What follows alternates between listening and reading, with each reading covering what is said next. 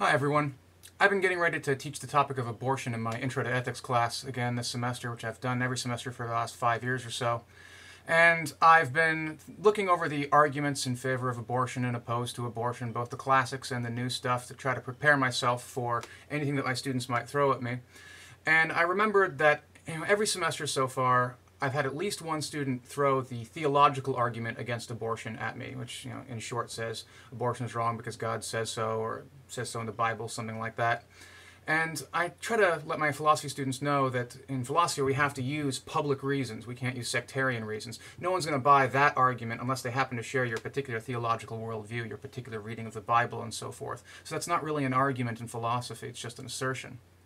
But despite the fact that I give them this warning well in advance, someone always makes that argument. So I've developed a little counter-argument to try to throw them off their balance a little bit. And I call it the theological argument in favor of the permissibility of abortion. And I thought I'd share it with you right now. So here goes. Premise 1. God knows everything. This is an assumption, but it's part of the standard traditional triomni definition of God. Premise 2. God knows which fetuses are going to be aborted. This follows directly from Premise 1. Premise 3, God is all good.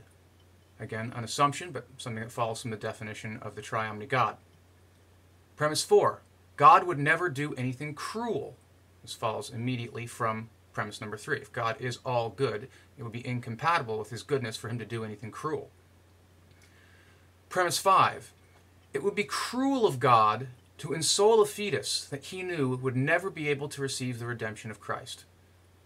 This is an assumption, but I think it's one that can be bolstered pretty well. I mean, what kind of God would create a soul, instill it in a fetal body, if he knew that that fetus would never be able to receive the redemption of Christ? Remember that the traditional Christian reading, unless you accept Jesus as your Savior, you cannot get into heaven. You may even burn in hell. So what God would possibly condemn a soul to that fate without ever giving them a chance?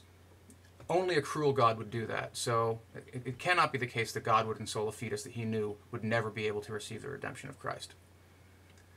So 6 follows from premise 4 and premise 5 above that God does not ensoul any fetus that is going to be aborted. Premise number 7. If a living thing does not have a soul, then killing it is not murder. This is an assumption, but again, it's one I think that's founded pretty well in the last 2,000 years or so of Judeo-Christian moral theology, so I think it's pretty safe. Premise number 8, abortion is not murder. Follows directly from premise number 7. Premise number 9, there's no other reason that abortion is wrong. Once again, this is an assumption, but I don't think I've ever heard anyone of a theological stripe at least argue that abortion is wrong for any reason other than the idea that it's murdering the fetus. So, if all the above hold, then that means that we get to conclusion number 10. Therefore, abortion is morally permissible. QED.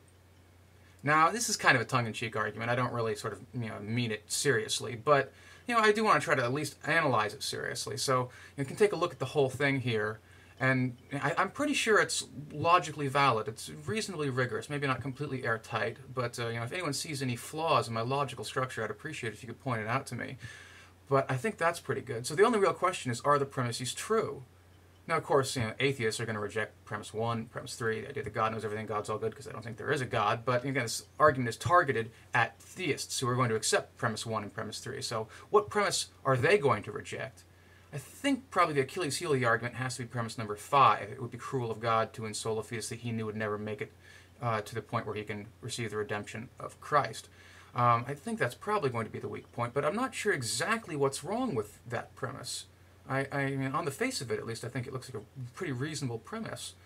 So, I don't know, maybe I'm not giving the argument enough credit as it deserves. So if anyone can see any glaring flaws, I would appreciate it if you pointed out to me, either in a video response or in a text response. But either way, I look forward to hearing what you think. So, thanks a lot.